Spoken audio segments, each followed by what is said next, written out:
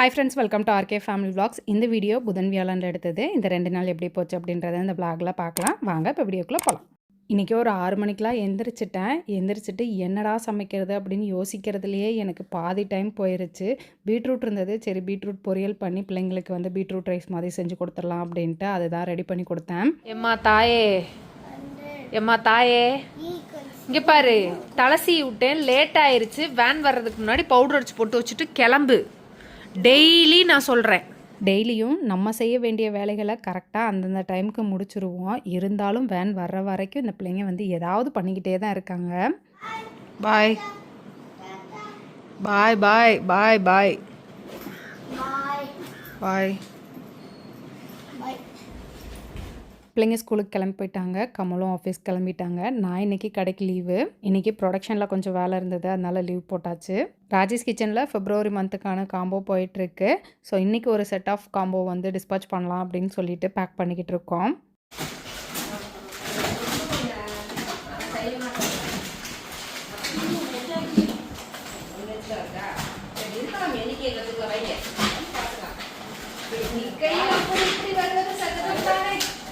காம்போவில் மொத்தம் 15 ப்ராடக்ட்ஸ் வரும். ஒவ்வொரு பாக்ஸ்லேயும் ஒரு பொருளாக போட்டு அதை ஃபில் பண்ணிவிட்டு பார்க்கும்போது ரொம்ப கலர்ஃபுல்லாக இருந்தது. அது கூடவே அழகான ஒரு மெட்டல் லேம்ப் வந்து ஃப்ரீ கிஃப்டாக கொடுத்துட்ருக்கோம். ஸோ இந்த காம்போ வந்து ரொம்ப லிமிட்டட் ஆஃபர் தான்.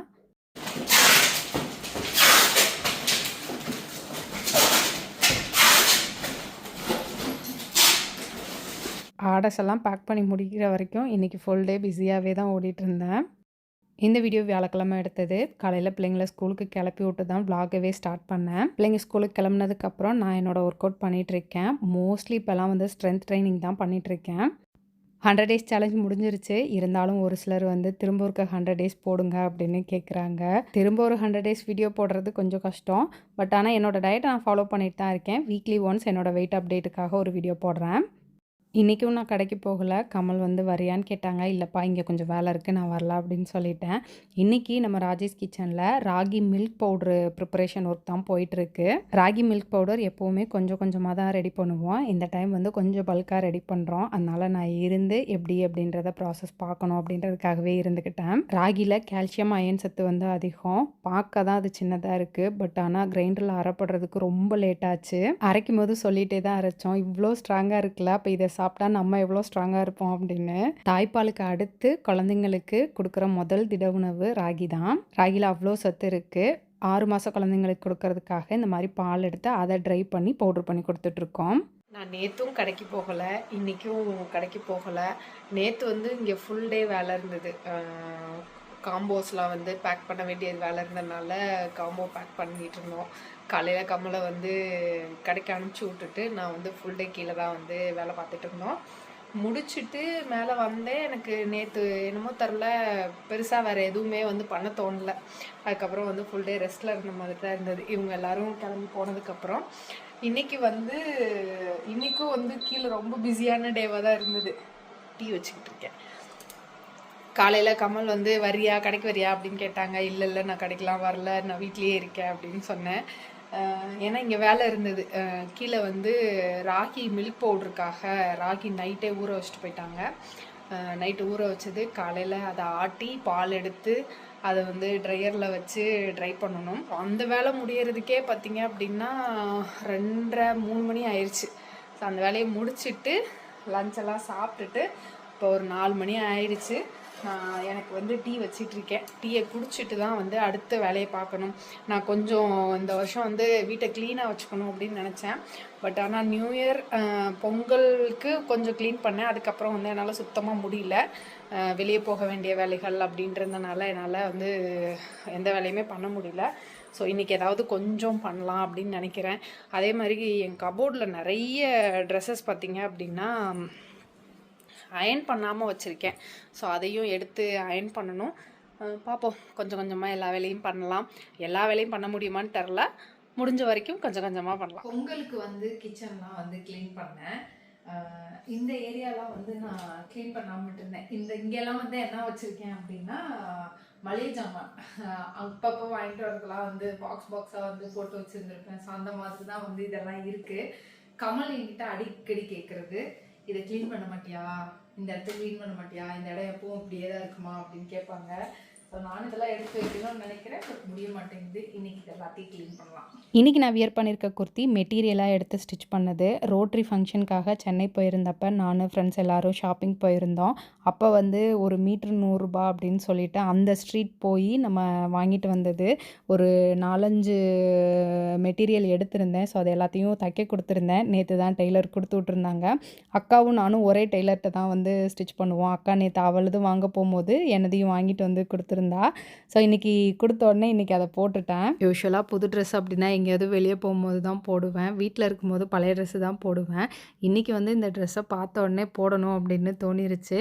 இப்போ வேறு கொஞ்சம் வெயிட் லாஸ் பண்ணியிருக்கோமா, வெயிட் லாஸ் பண்ணதுக்கப்புறம் ஸ்டிச் பண்ணுற ஃபஸ்ட்டு ட்ரெஸ்ஸு நல்லா இருந்தது. அதனால் வந்து எடுத்து போட்டுட்டேன். ரேக்கை க்ளீன் பண்ணுறதுக்கு ஈர துணி வச்சு தொடச்சிட்டு இருந்தேன். எதுக்கு பாப்பா தொடச்சிட்டு இருக்க, அதை தான் கழட்ட முடியும்ல, கழட்டி கொடு, நான் கழுவி தரேன் அப்படின்ட்டு அக்கா கழுவிட்டு இருந்தாங்க.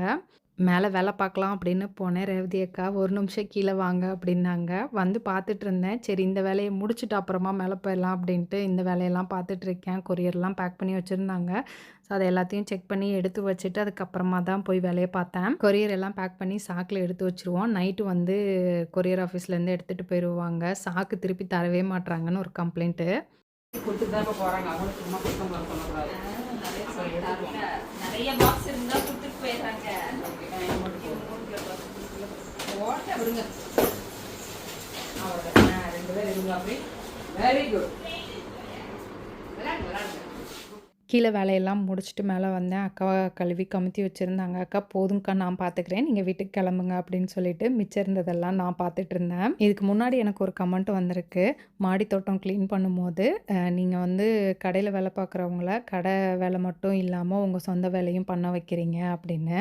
நான் அவங்கள அந்த வேலையை பாருங்கள், இந்த வேலையை பாருங்கள் அப்படின்னு சொல்லவே மாட்டேன். மாடியில் காய வைக்கிறதுக்கு இடம் இல்லை, நீங்கள் மாடி தோட்டம் யூஸ் பண்ணுறதே இல்லை, நீங்களும் க்ளீன் பண்ணுறதுக்கு உங்களுக்கு டைம் இல்லை, நாங்களே க்ளீன் பண்ணுறோம் அப்படின்னு சொல்லி அன்றைக்கி இறங்கி க்ளீன் பண்ணாங்க. ஒவ்வொரு விஷயத்துலேயும் ஒருத்தருக்கும் ஒரு சஜஷன் இருக்கும். எந்த விஷயமா இருந்தாலும் நான் சொல்கிறது மட்டும்தான் சரி அப்படின்னு நம்மளால் இருக்க முடியாது. மேபி நம்ம சரியாக இருக்கலாம், மேபி தப்பாக இருக்கலாம். அதனால் யாரையும் வந்து ஜட்ஜ் பண்ணாமல் இருக்கிறது நல்லது அப்படின்னு நான் நினைக்கிறேன். இது எனக்கு ஒரு நெகட்டிவ் கமெண்ட் வந்துச்சு அப்படின்றதுக்காக நான் சொல்லலை, ஜென்ரலாக தான் நான் சொல்கிறேன்.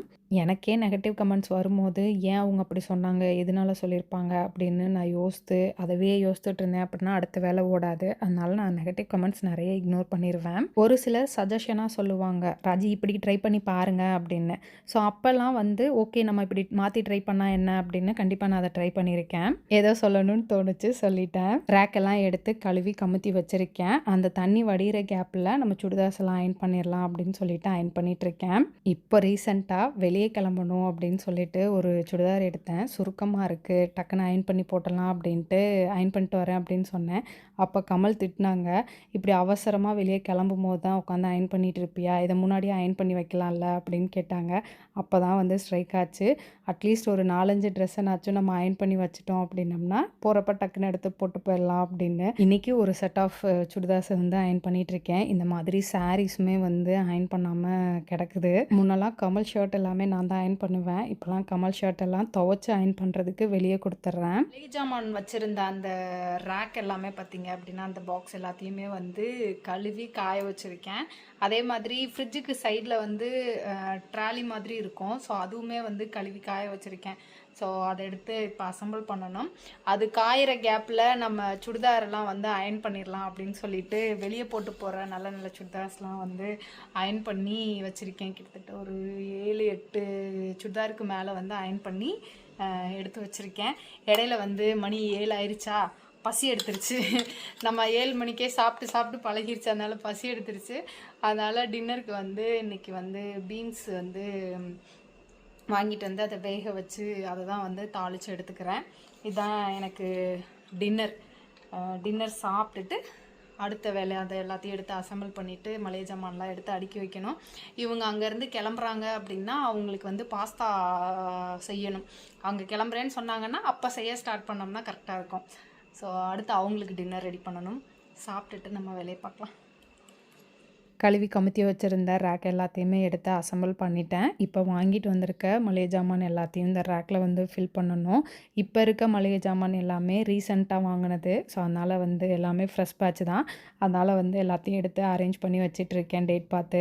இனிமேல் மளிகை ஜாமான் வாங்கிட்டு வந்தோம் அப்படின்னம்னா பார்த்து பிரித்து எடுத்து வச்சிடணும். இதில் காலி ஆயிருச்சு அப்படின்னா தான் போய் வாங்கிட்டு வரணும் அப்படின்னு நினச்சிருக்கேன். ஒரு வழியாக ஃப்ரிட்ஜுக்கு இந்த சைடும் அந்த சைடுமே வந்து கிளியர் பண்ணிட்டேன். நான் இடையில வேலை செஞ்சுட்டு இருக்கும்போதே கால் பண்ணிட்டாங்க, நாங்கள் கிளம்பிட்டோம் அப்படின்ட்டு. அப்போவே பாஸ்தா வேக வச்சுட்டேன். கரெக்டாக இவங்க வந்ததுக்கப்புறம் தான் வந்து ஃபைனல் ஒர்க்கெல்லாம் முடிச்சு எடுத்து கொடுத்தேன். இடையில எனக்கு ஒரு ஜூம் மீட்டிங் வேறு இருந்தது. மீட்டிங் அட்டன் பண்ணிகிட்டே தான் வந்து உங்களுக்கு குக் பண்ணிகிட்டு இருந்தேன். அவ்வளோதான், இந்த வீடியோ இதோட முடிஞ்சது. இந்த வீடியோ உங்களுக்கு பிடிச்சிருக்கும்னு நம்புகிறேன். பிடிச்சிருந்தா லைக் பண்ணுங்கள், மறக்காமல் சேனலை சப்ஸ்கிரைப் பண்ணுங்கள். அடுத்த வீடியோவில் பார்க்கலாம். அது வரைக்கும் பாய்.